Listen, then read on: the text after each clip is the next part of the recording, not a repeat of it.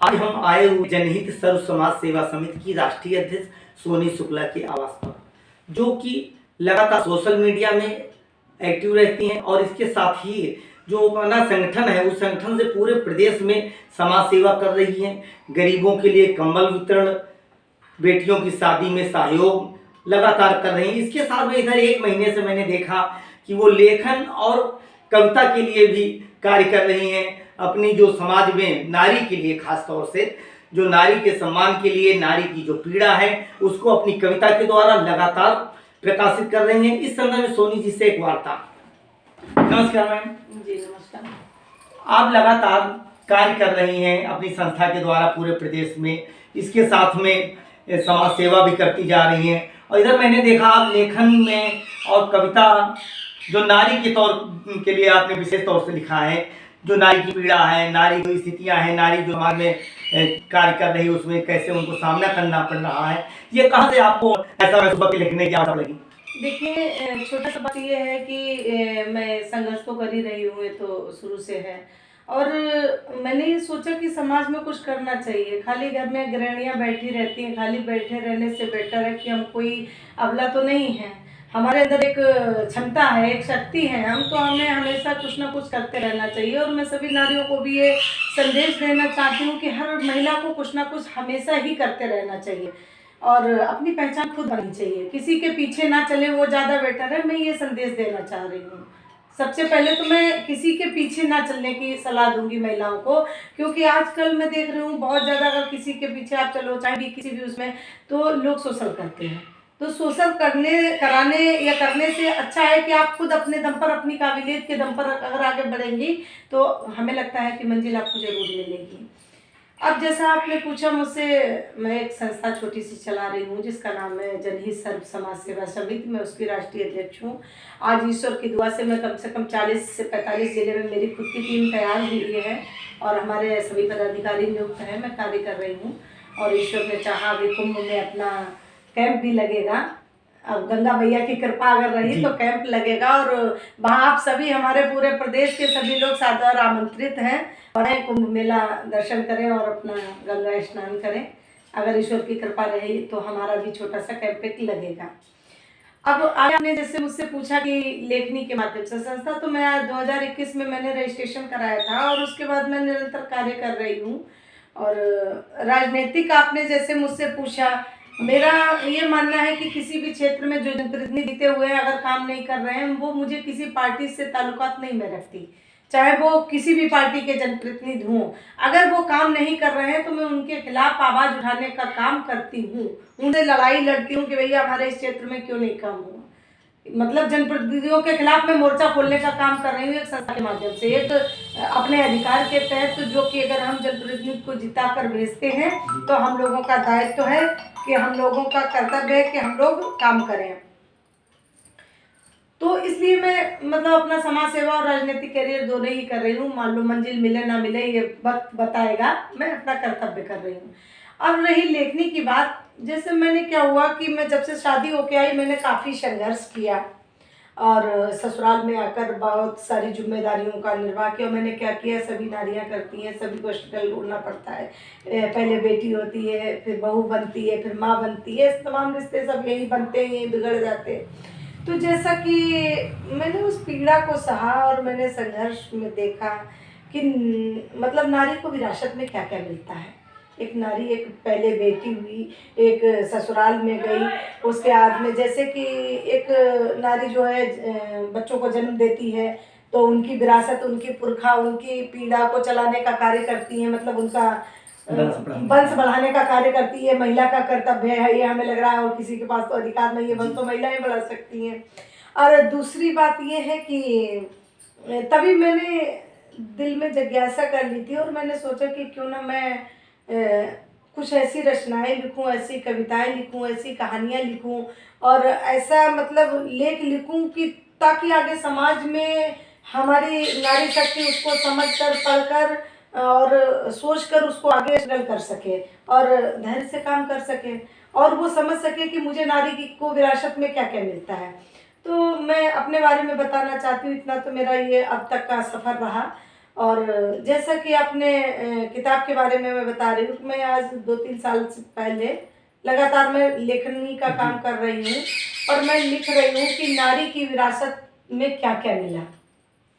अब उसमें पात्रों की आवश्यकता होती है, तो मैंने सोचा क्यों ना मैं उसमें अपना ही संघर्ष दर्शाऊं, अपना जीवन परिचय से लेके एक आर्टिकल तैयार करूं पूरा अपना, और मैंने क्या क्या किया और हमारे समाज में नारियां क्या करती हैं, या और जो अब तक नारी हुई उन्होंने क्या किया, उनसे हमने प्रेरणा ली।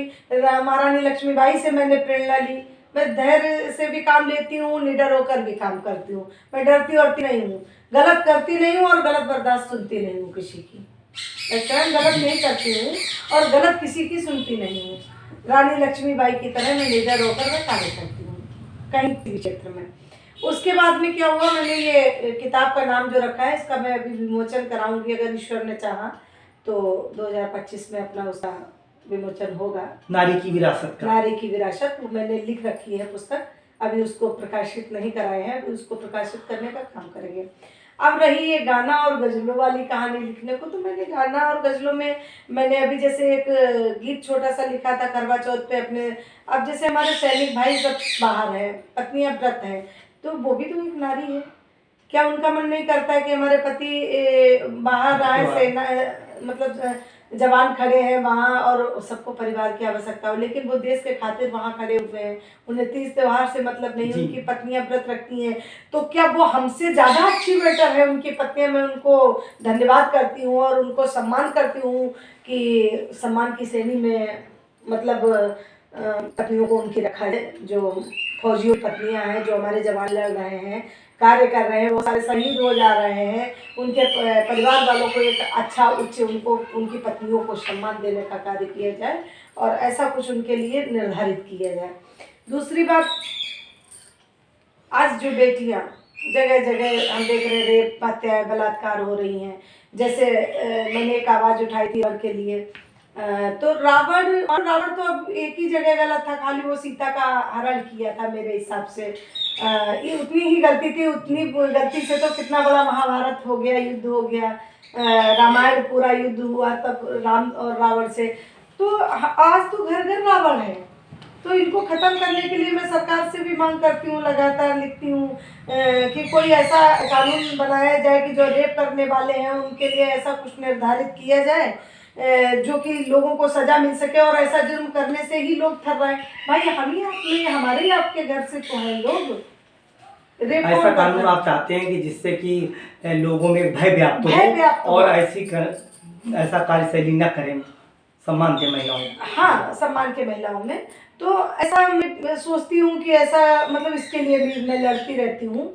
मान लो ठीक है, कहीं न कहीं हमारे आपके घरों में अब अगर हम अपने बच्चों को संस्कार नहीं देंगे, नहीं समझाएंगे, भाई अगर आज घर घर रावण कैसे बन गए हैं, अगर हम लोग अपने में ही सुधार कर लेंगे तो बाहर की मतलब ही नहीं है। संस्कारों की कमी की वजह से तो ऐसा संस्कारों की कमी है मेरे हिसाब से, जो मैंने मंथन किया है। लोग अमर्यादित हैं, बहन बेटियां ऊंचे कपड़े पहनती है, मैं उसको नहीं वो करती हूँ।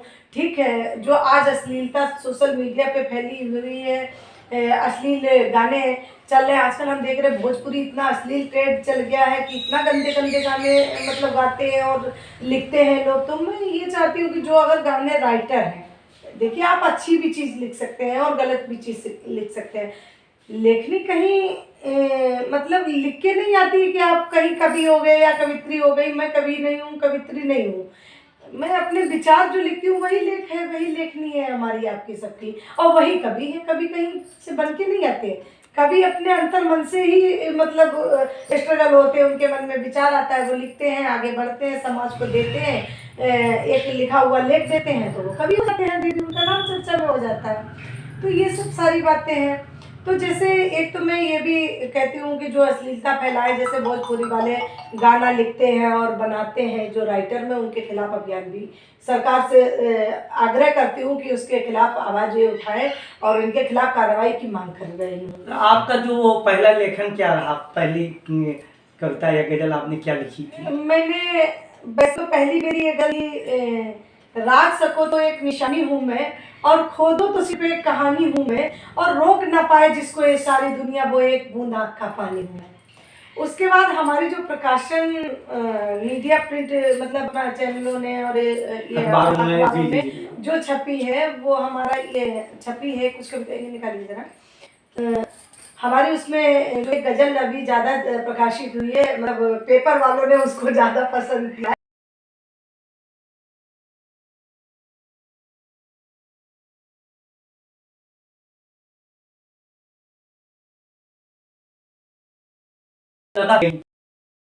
और चैनल गई हैं वो कौन सी आप बताएंगे? जैसे हमारी पहली कविता मैंने ये लिखी थी कि आपने ऊपर खुद में बैठी थी तो मुझे बहुत क्रोध आया समाज की। आज भी वो अधिकार नहीं मिला, वाकई उनको सम्मान का अधिकार होना चाहिए, सम्मान मिला है। वो महिलाओं को आज भी सम्मान पूरी तरीके से नहीं मिला है, ये अभी हम लोगों को बाकी है।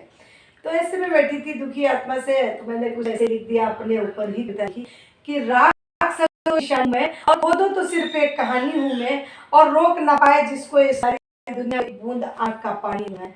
सबको प्यार देने की आदत हमें, ये अपनी अलग पहचान बनाने की आदत, और को तो जानी हूँ मैं तो खुद और दूसरे कहानी में, ये मैंने एक रचना लिखी थी। पहली रचना हमने और उन्हें हमारी एक छोटी सी गजल को बहुत पसंद किया, वहाँ से मुझे बहुत ज़्यादा लग गया। सोशल मीडिया पे भी हमारे इस गजल को लोगों ने बहुत ज्यादा पसंद किया आपकी जो हाँ, आपने लिखा जी। हाँ, क्या शब्द है उसके? उसको मैं आपको थोड़ा सा थमा था हाथ जिसका, थामा था हाथ जिसका, वो सहारा ना मिला। मैं वो लहर हूँ जिसको किनारा ना मिला।